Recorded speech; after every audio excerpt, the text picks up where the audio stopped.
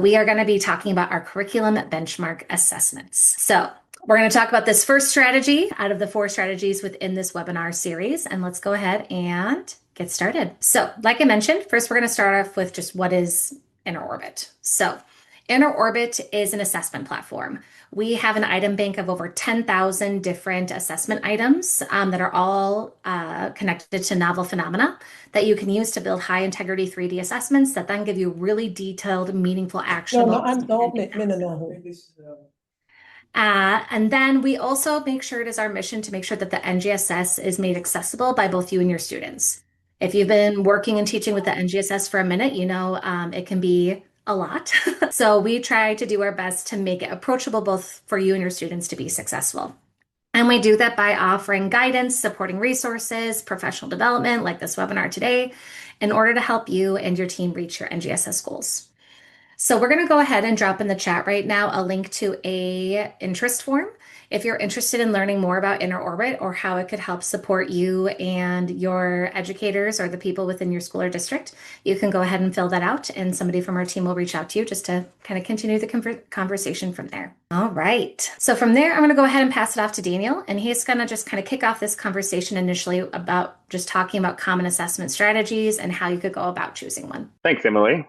All right, well, let's dive into common assessment systems. Over the next couple slides, we'll cover what common assessments are, why they matter, and a practical way to structure them for the NGSS. So what is a common assessment? Simply put, it's the same assessment given by teachers who teach the same content or grade level. The real purpose is really to isn't the test itself, but it's the conversation afterwards that you all are able to have, where teams look at the data together and respond to student needs.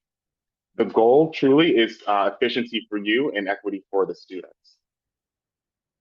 And there are 4 big benefits for common assessments. They first set a clear, consistent expectation. They give you reliable data you can actually compare. They strengthen how your team works together. And they're a low-lift way to start something new. I have a quick question for you all, if you can drop it in the chat. Which of these does your team need the most right now? And we encourage you throughout the session to use the chat. And if you happen to feel a little more collaborative later on, we'll have some time during the workshop portion of the session if you want to engage a little bit more with each other. But go ahead and drop in the chat out of the 1, 2, 3, or 4. Which of those do you feel your team needs the most right now? I see a 2 from Danielle, so providing reliable and comparable student data. And they're certainly all important. It's just one that kind of sticks out to wherever you are with your team right now, which one might be most beneficial. I got another 2 in the chat. Looks like that comparable data is really important, 2 and 3 as well. So strengthening collaboration, instructional growth, absolutely. All right, thank you for responding there, everyone. I do want to go on to the different assessment types. So there are a few types of common assessments. We have growth assessments, curricular benchmarks, formatives, and unit assessments. And they mostly differ in the scope and how often you give them. For example, formatives are quick and in the moment, while benchmarks and growth assessments track progress over a longer arc. So it may not be necessary to have them all figured out at once. We say it's best to start with one based on your district or department needs. And in the next slide, we can help you pick that starting point. So we have this slide with a flow chart. It's simply a guide to help you find a starting point. So I wouldn't really overthink it too much, but the easiest way is to ask yourself a couple questions. The first one could be, how often would it be most useful, most helpful to receive data? And from there, what do you most need the data to tell you? Your answers will point you toward one clear strategy to start with. And a lot of these approaches overlap. So committing to just one vision will really help with implementation and helping it stick.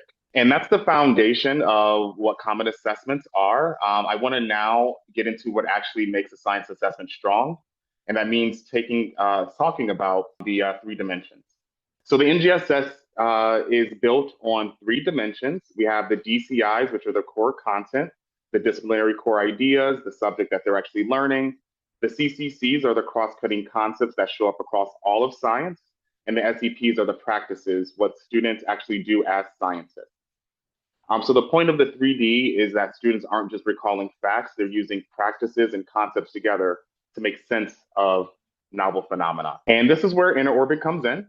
We scaffold sense-making by building questions at 1, 2, and 3 dimensions, so you can dial the rigor up or dial it down if necessary. You might start with a lighter for a diagnostic and build all the way up to a full 3D for summative, and it lets you meet students where they're at and scaffold them towards the real sense making.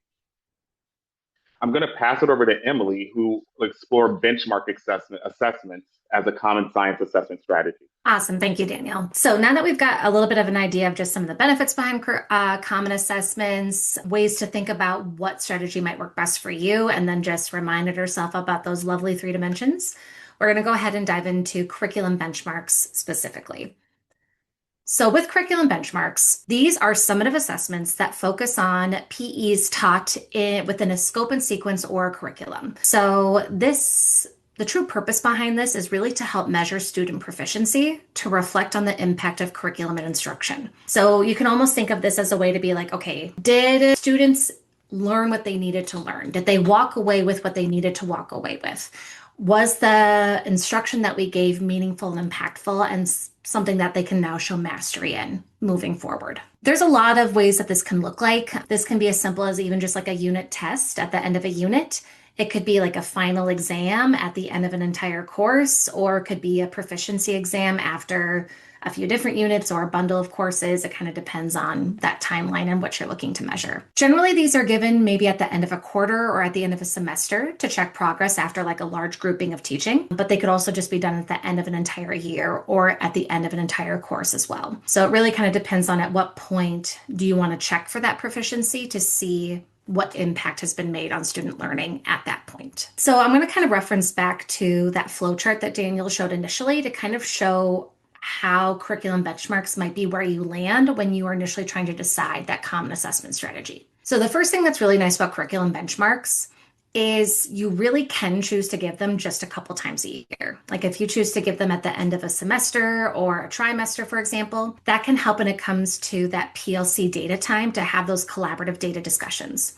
If your PLC is lacking in time to meet or has other priorities that they also need to meet and discuss, only giving an assessment a couple of times a year to then have that group discussion around can help if you've got some of those barriers when it comes to time. Also, if you're only giving an assessment a couple times a year, that means you only have to build a couple assessments as well. And as you all know, that assessment building process can be very lengthy and can take a lot of time.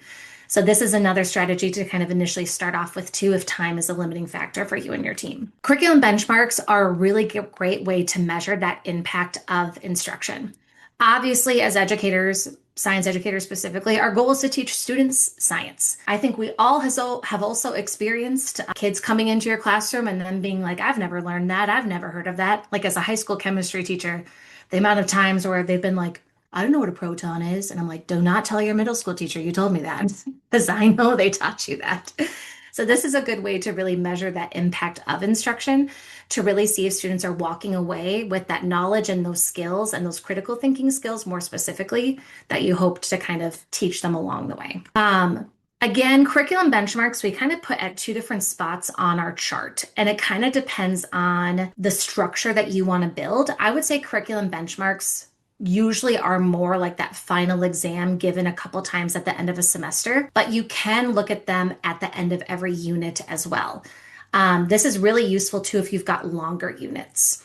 If you're teaching really short units, you might not get as much of an impact on the instruction because it'll be so recent to what students just saw or what they just learned.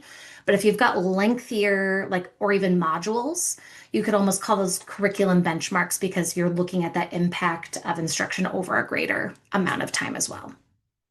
So as promised, we wanted to talk to you all about a real district that uses InterOrbit to administer benchmark assessments.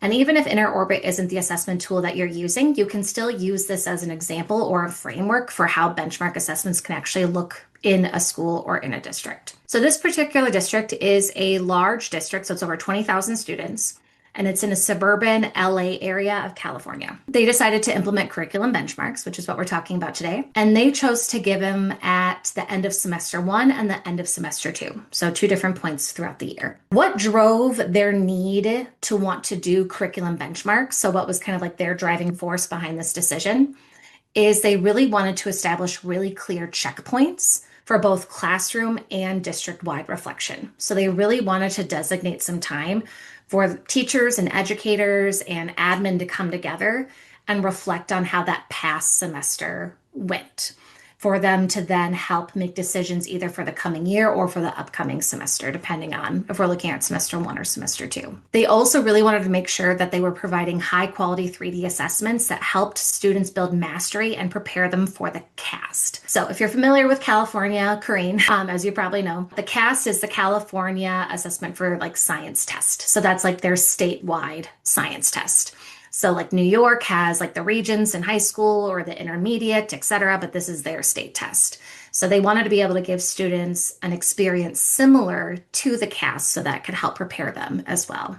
Yes. So yeah, you feel the CAST pressure quite a bit. And then they wanted to prioritize depth and sustainability and data collection. So they really wanted to support that teacher collaboration and that data-driven instruction. So they wanted to designate this time at the end of each semester to really do a deep dive into the data to kind of support that instruction in those next steps. And I have a picture here of what their folder structure looks like within Inner Orbit. So as you can see here, they do middle school and some of the middle school grades and then some of the high school content areas. And these are their folders that they then share with the entire district. So all the 7th grade, all the 8th grade teachers within the district, for them to then go ahead and assign that benchmark at the end of the semester. So that's kind of how they group that together. So telling you a little bit more about the actual assessment. So like I said, they have a semester one benchmark and a semester two benchmark. The first benchmark, they chose 4 priority standards for semester one. So they looked at their biology curriculum, which is an in-house, in-home made curriculum, and they chose 4 standards from that first semester's worth of instruction to focus on. Later on in the webinar, I'm going to actually give you all a framework for how you could actually help choosing priority standards, because that can be a whole other mess of its own. Because really within a semester, you're probably teaching more like 15 plus standards. But assessing thoroughly on 15 standards, now you've got a crazy long test. So choosing priority standards can, one, make the assessment a little bit more manageable to take within a certain time period. And then also it focuses your energy on improving instruction in one area as well. Yes, incredibly long process. And for their second benchmark that they gave at the end of semester 2, they chose 4 different priority standards.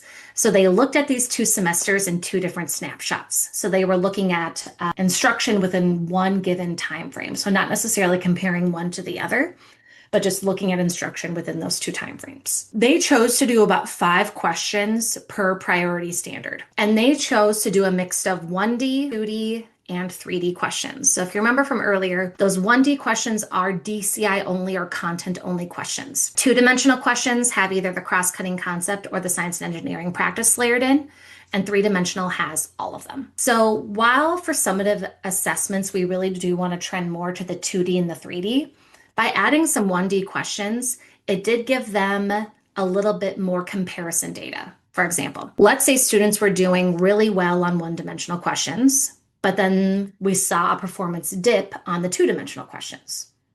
That shows us that the content, the impact on teaching the content is strong and is still relevant, but maybe the impact of teaching the SEP was not as strong. So it almost gives like a relevance point, if you will, of how instruction impacted teaching content versus teaching skills and ways of thinking versus the sense making of trying to bring it all together. So they had a few different things that they could compare when they were looking at their data. That meant that they had a 20 to 24 question assessment that then all of teachers in content alike or grade alike PLCs then gave. I wanted to show you an example as well of what some of these questions looked like. So as I mentioned earlier, on Inner Orbit, all of our questions are tied to novel phenomena. So students are always going to be presented with a novel phenomena that they're then going to have to read and reference in order to answer the questions. Exactly like on the CAST, exactly like on the regions, exactly like on the LEAP. So this way, they're having that similar experience of looking at something that, unless they talked about fiddler crabs within their scope and sequence, they haven't seen before and they need to make sense of to see if what we taught them had that true impact. And we're not just relying on that memorization. This cluster right here was assessing HSLS 2.8, so High School Life Science 2.8. This was for that biology assessment I was showing you. And this is an example of a 1D question that was asked for this cluster. So just a one-dimensional question, just content. Then they asked a two-dimensional question on the SEP. So the SEP here is engaging an argument from evidence. So now they're saying like, okay, can they look at the evidence within the graphs and then engage in an argument from it? And then they had a three-dimensional question where they had to do the SEP, DCI, and CCC all together. So as you can see, the rigor of these questions increases. So when teachers are then looking at the data, they can then have conversations around how did student performance do as we increased in that rigor, and then they can try to glean some insights from that as well. And as a reminder, they did 4 PEs within the assessment. So this was like one phenomena cluster with about 4 or 5 questions, and then they had 3 other of these within the assessment as well. Are there any questions so far? I just realized that I've been talking for a minute, probably more than a minute. But if any questions at all come up, please feel free to unmute, to ask, drop it in the chat. I've got my eye on it. And like I said, we'll have some time at the end with the workshop too, to kind of work together on looking at building that growth assessment. But if anything comes up in the meantime, just please let me know. All right. What I'm really excited to show you all is an example of what the data can look like as a result of this. So like I mentioned, this is a really large district, so over 20,000 students. So tackling a common assessment strategy across a really large district can be quite the undertaking. So this is an example of some of the different data chat protocols that they go through and an example of some of the data they got as a result. So one of the things that they need to do within their PLCs is do an item analysis to identify gaps and plan targeted instructional response. So that is like looking at each individual item and saying, okay, what was like the most common missed question? How do they do on the 3D compared to the 2D, et cetera? Then they need to reflect on that, and then they need to share strategies, align instruction, and then do their best to try to improve student outcomes moving forward. So this first data piece that I'm showing you is a district-wide analysis on the science and engineering practices that were assessed in that benchmark assessment. So we're seeing multiple rows here because these all represent different schools. So this would be like school number 1, school number 2, school number 3, etc. And then up here, these are the 3 SEPs that were assessed within that benchmark assessment. So we had constructing explanations, designing solutions, engaging in argument from evidence, using math, etc. So what's interesting about this when you zoom out on a district level is you can really see if there's any patterns or trends. So for example, by quick glance, it looks like constructing explanations and designing solutions was the trickier SEP amongst the entire district. But school 1 here is kind of killing it. Maybe we can go check in with those school 1 teachers and see what they're doing. Or maybe school 1 has a history of high performance. All those different factors also play in, but it kind of gives you that nice zoomed out snapshot. Similarly, you can do that with the item analysis as well. So this is looking at that 2-dimensional question from that crab phenomena that I showed you all. So this is showing that on average, 60.6 students got this question correct. And then I can go even farther, and then I can see, again, from those different school sites, I can then go ahead and see what their averages were. So I can compare to like the collective average, and then again, see if there's any anomalies, any standouts, or anything that we can then like bring to the discussion, like from school site to school site. These are just little snapshots. There's a lot more data that can come as a result. But on the district level, their main goal is really to identify trends in student thinking across the schools and highlight areas of strength or need. So for example, if constructing explanations and designing solutions on a district level is a struggle, maybe that's something they want to do professional development on as an entire district. But then within the individual school sites and within the individual PLCs, they're really working on just sharing best practices and planning that targeted support to improve consistency moving forward. So they're more like, okay, maybe Mr. Johnson's class did like really, really well, and they want to ask him what he did to help prepare. Conversations like that. Obviously, the data is really important too, but it's also really nice just to know what people are thinking about the impact just from more of that qualitative level as well. So as we interviewed the leaders from this school, one of the things that they shared with us is that teachers are way more aligned within the curriculum and are using the results to brainstorm ways to improve. They're looking at each other's data to consider strategies that they may not have been implementing. So it's really kind of furthering that idea of kind of the purpose of those PLC conversations in order to share best practices and then work together to try to find ways to improve outcomes. On the student side, they really think it's benefiting their students greatly for the teachers to be aligned in their instruction, assessment, and working together to improve. Especially in those really large districts, it can be hard to know if one student's experience in a biology classroom over here is similar to the experience they're getting in the biology classroom over there.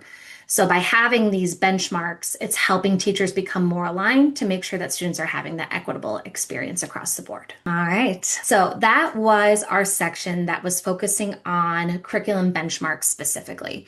So looking through that district example, talking about the needs behind why they chose it, looking at some actual questions, some actual phenomena, and then from there, some of the impacts that had both on data and teachers and students. What we're going to be focusing on next, which I'm so excited about, is we are going to kind of now transition into the workshop portion of this webinar, where you're going to have an opportunity to actually get into Inner Orbit and build your own curriculum benchmark. Now, I'm not saying you're going to walk away with like a fully fleshed out perfect assessment, but you will be able to walk away with some like ways of thinking, some ways of starting, and ways of exploring about how you could potentially approach this either within your school or within your district. So what this workshop is going to look like, the first thing I'm going to do is I'm actually going to walk you all through a framework of how to choose priority standards. You might have remember that district chose 4 priority standards from their first semester. So it can be hard to choose which ones are you going to initially focus on. So this is a framework to help you choose that. So we're going to go over that first. We're actually going to talk about how you could even align this with state science test data. You don't have to, but it could be a nice starting point if that's also aligned with some of your goals, is to help improve those state science test scores. Really, the purpose of priority standards is to help focus on where that biggest initial impact can be, like the biggest bang for your buck, if you will. And it's designed to focus on SEPs and CCCs, which historically is where students tend to need the most support. After we talk through that, then you're going to have the opportunity to actually go ahead and build your demo account. So we're going to give you a link. You can go in, you can explore, and you're going to have access for an entire month. You'll be able to explore some sample data as well while you're in there. And then you can go ahead and start building your assessment. You can walk around Inner Orbit, look at some questions, look at some phenomena, look at different PEs, and explore different questions as well to kind of help you start this initial process. Are there any questions at all before we dive into the workshop portion of the webinar here? All right, if any come up, please feel free to either put it in the chat or you can unmute yourself. We would love this part to be interactive and discussion based if you all feel, if you all choose to do so. All right. So here's that framework for choosing priority standards. Now, this is one that we developed within here at Inner Orbit. There's lots of other frameworks. There's lots of other ways to go about it, but this is just a suggestion if you want an initial place to start. So the beginning of this framework is actually based on state science test results. Now, if you are unaware of your state science test results, you don't need those. You can skip the first couple of steps, but if you're aware, this is where you can start. Yes, Corrine. Daniel, would you mind dropping the demo account link in the chat just so Corrine can have that before she goes? And then Corrine, you can also, we'll email you with the link of this webinar recording as well. And you can always email us back too if you've got any questions or if you need anything. But that's the link to make your account. Thank you so much for joining us today. All right. So number 1, the first thing would be what grade level bands need more support. If you are looking at supporting like a large district, and you're looking at building the common assessment strategy, you might want to initially pick a certain grade level or grade level band to focus on. Trying to implement common assessments like K-12 right away can be a really big undertaking. So initially, where would need the most support is a good place to start. Then from there, you might need to even dive a little bit deeper and figure out what content areas need more support. A lot of state science test results will break down life science, physical science, and earth and space science. So you can see within 8th grade how they did on those different content areas. If you're really lucky, some states even break up their state science test results into like SCP or skill bundles. So they'll like bundle up a few SCPs and say like how they're doing on those particular skills. Not a lot of states do that though, unfortunately. They should. Here's where the real value comes in. One of the questions that we like to ask ourselves is what SEPs or CCCs are most common within that grade level band or content area. So what SEPs, what skills, and what cross-cutting concepts pop up the most within that grade level band and or content area. Once you know that, then you can choose performance expectations that have that common SEP or that common CCC. The reason for that is because if it is the most common, that means it's going to pop up the most within that grade level or that content area. So if you are doing some targeted intervention, some targeted support, some targeted dated conversations around, let's say, developing and using models, and if that's the most common skill students are going to be working with at that grade level, you're going to get a bigger bang for your buck because all of those data conversations and all of that data, all of that discussion will go towards the skill that students are going to be using the most within that time frame. So how do you know what the more common SEP or the more common CCC is? We got you. So here at InterOrbit, we developed a resource that Daniel's going to go ahead and drop in the chat here that outlines the common SEPs and CCCs per grade level and then per content area. We've broken them up into grade level bands. So for example, this is for grades 3 through 5. And then we also broke them down more specifically and more targeted. So let's say you really just wanted to look at grade 5. So let's say you're a 5th grade teacher and you're looking at building a 5th grade benchmark. These are the most common SEPs and CCCs within the 5th grade standards. So we've got a 4-way tie here, but engaging in argument from evidence, analyzing, interpreting data, constructing explanations, designing solutions, obtaining, evaluating, communicating information, that is the skill that 5th graders are going to be working with the most. The cross-cutting concept they're going to be working with the most is cause and effect and patterns. So now that you know what SEPs and CCCs are most common, from there you can go ahead and pick priority standards that have that common SEP and maybe even that common CCC in them as well. So for example, 5PS2, the SEP is engaging in argument from evidence, and the CCC is cause and effect. So this might be a priority standard that I want to choose when building my curriculum benchmark, because that means I'm going to get a lot of detailed data on this particular standard,